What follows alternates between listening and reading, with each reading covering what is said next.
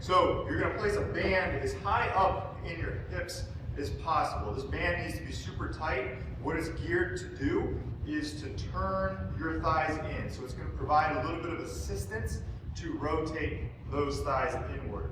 Okay? So the exercise, what you're going to do, ideally you're barefoot so that you can splay your toes as much as possible. If you're not in an environment where you can be barefoot, if you have to do this in shoes, that's perfectly fine, but it's better to do it barefoot so you can splay those toes as much as possible. From here, we're only going to be about a fist width apart, so we're super narrow with our feet, about a fist width apart. You're going to sit your butt back and think about reaching your tailbone up towards the sky. Chest, sternum is over top of my toes. The majority of the weight is in the ball of my foot.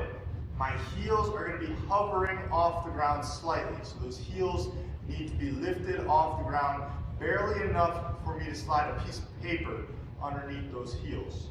From there, I'm going to allow my thighs to rotate inward so that the kneecaps are pointing in towards one another. This again is where the band provides a little bit of an assistance to rotate those thighs inward. You can even use your hands to guide that motion yourself. What I don't want to see is your knees just becoming knock-knee.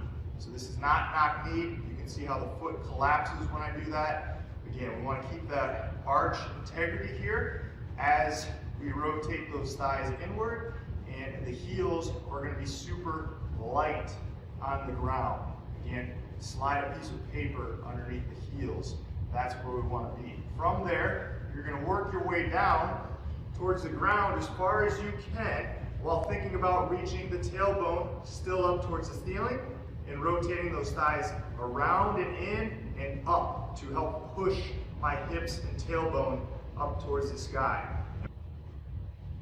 Now the mistake people make is they try to get too low to the ground that they start rounding their back.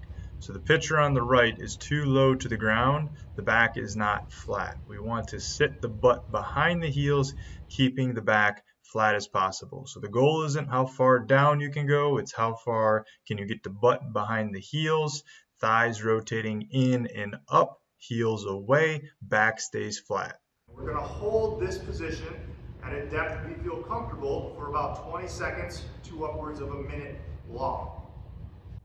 Now, one final subtlety to this is the reason why we want the heels up off the ground is as you rotate those thighs inward, again, think about around and in and up to push the tailbone up towards the ceiling.